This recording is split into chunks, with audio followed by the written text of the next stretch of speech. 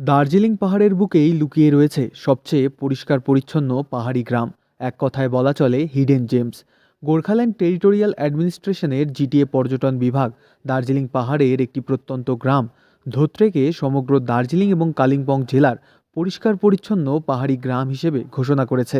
8,550 foot উচ্চতায় অবস্থিত ধোত্রে সিঙ্গলীলা জাতীয় উদ্যানের পাদদেশে অবস্থিত।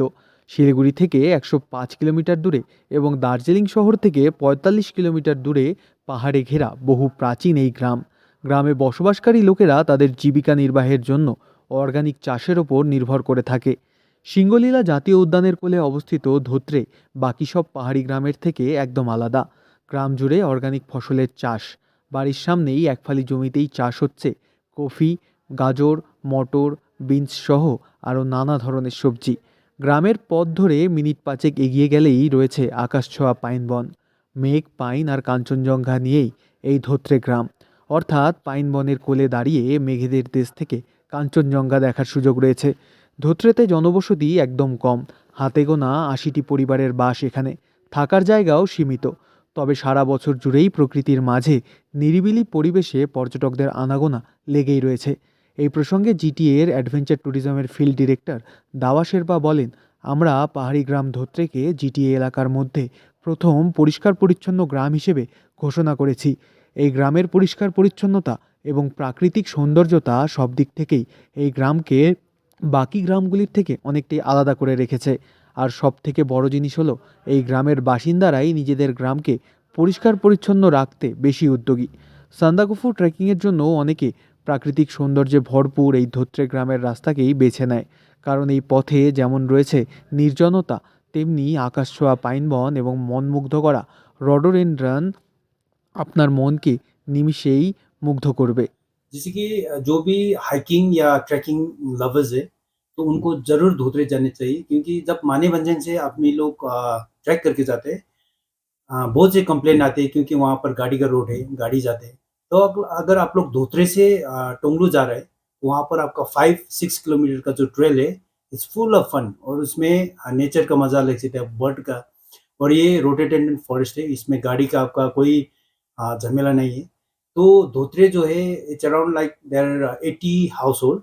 तो अभी भी डिपार्टमेंट ऑफ टूरिज्म जो मेलिटी फेस्टिवल जो एडवेंचर सर्किट है, तो हम लोगों ने धोत्रे को डिपार्टमेंट की तरफ से the cleanest tourism village in GTA region बोल के हम लोगों ने उनको एक अवार्ड भी दिया है।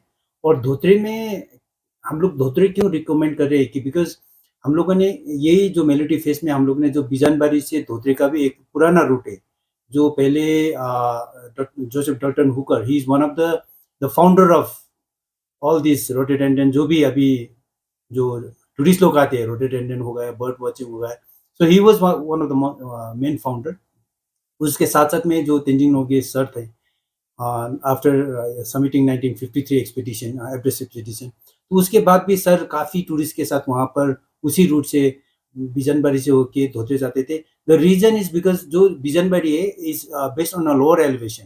तो पहले जो माउंटेनियर था, ट्रैकिंग था, दे वेरी माइंडफुल कि उन लोगों को लोअर एलिवेशन से हायर एलिवेशन धीरे से जाना है। तो in mountaineering terms you are suppose to climb only 500 metres a day, ताकि आपको हाई एल्टीट्यूड सिकनेस ना हो। तो इसीलिए बिजनबारी में आप लोग आइए, वहाँ से फिर आप धोत्रे जाइए, धोत्रे से फिर आप टोंगलू जाइए, और Dhotre is very very nice. और वहाँ से जो संदकपुर का व्यू देखते हैं एकदम 3D है। तो वहाँ का लोग काफ़ी सारे अभी अवेयर हो गए कि वो लोग अभी टूरिस्ट को एकदम आदर संस्कार जो दे रहे हैं, होम स्टे वगैरह बढ़िया है वहाँ पर। तो धोत्रे आइए, फिर वहाँ का जो क्लीनेस्ट विलेज का मजा लीजिए। জিটিএ পর্যটন দপ্তরের পক্ষ থেকে এই গ্রামের মুকুটে জুড়েছে পরিষ্কার পরিচ্ছন্নতায় ভরপুর সেরা গ্রামের তকমা।